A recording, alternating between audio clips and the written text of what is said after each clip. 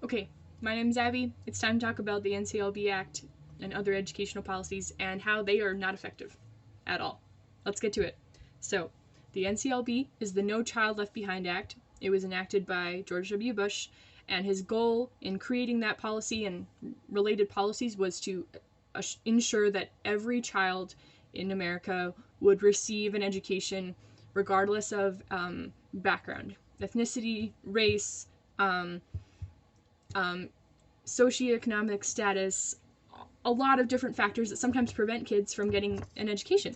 And so they decided that, you know what, if we standardize the education standards, if we create something that measures education equally, we'll have the money and the means to create programs that will educate America's children.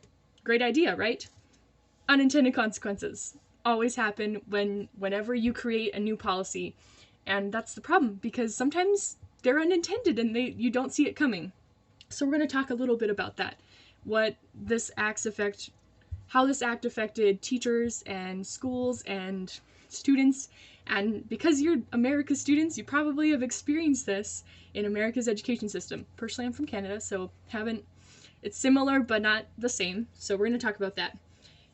Essentially, every school has a standard set by the state of academic achievement that they need to reach, and the way that they reach it is by having their students take specific standardized tests. You've probably taken a bunch of them. Essentially, by taking those standardized tests, which usually focus on mathematical and reading and writing comprehension skills, that's supposed to, examine and show the level of growth and progression in America's students. It does not do that. We're going to talk about why. So, when you set a standard for a school, that school is going to do everything that they can to reach that standard, especially when money is on the line. Because money brings in students, money creates programs, money funds teachers, it funds extracurriculars, it funds everything that makes a school what it is. So the government can say, if you want this money, or if you want to keep the money we've given you, you have to reach this standard. And so all of a sudden schools are like, well, crap, we got to make sure that our kids are passing these tests, or more than passing. We need them to be excellent. We need them to be at this level.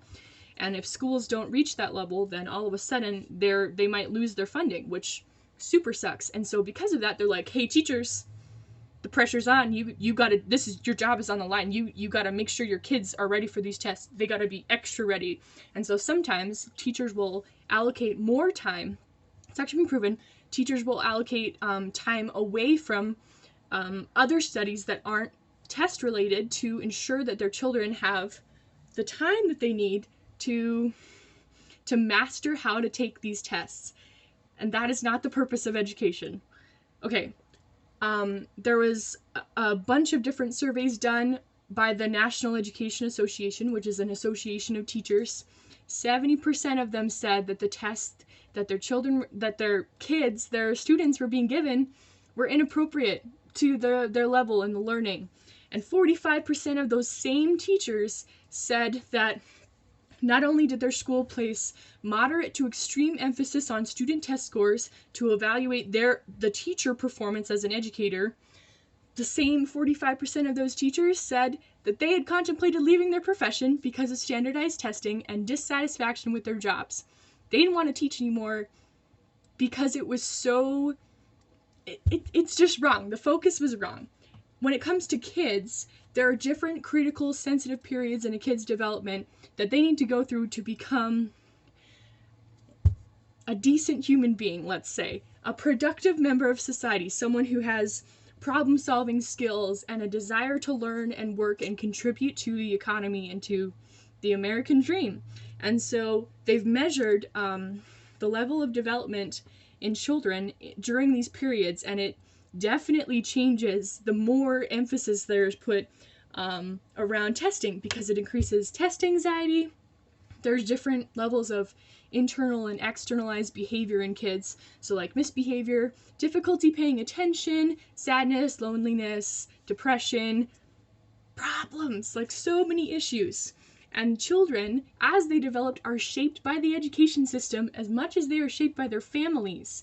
So when they focus all their efforts on the outcome of a test and are striving for academic excellence, but miss out on valuing the progress and the process of learning, they don't retain things.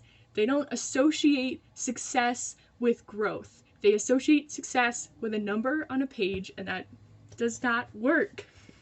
That's not the purpose of education. So policies like the NCLB don't allow for real education to take place. They're harmful to students, they're harmful to teachers, and the schools that continue to practice them across the United States. Statistics prove that year after year that policies like the NCLB and ESSA do not help, and I don't know if they ever will help. It's vitally important that federal policies not only promote growth and improvement in American students, but also accommodate that growth and allow it to take place. And policies like this, that doesn't happen. Sorry. But that's it. That's my position.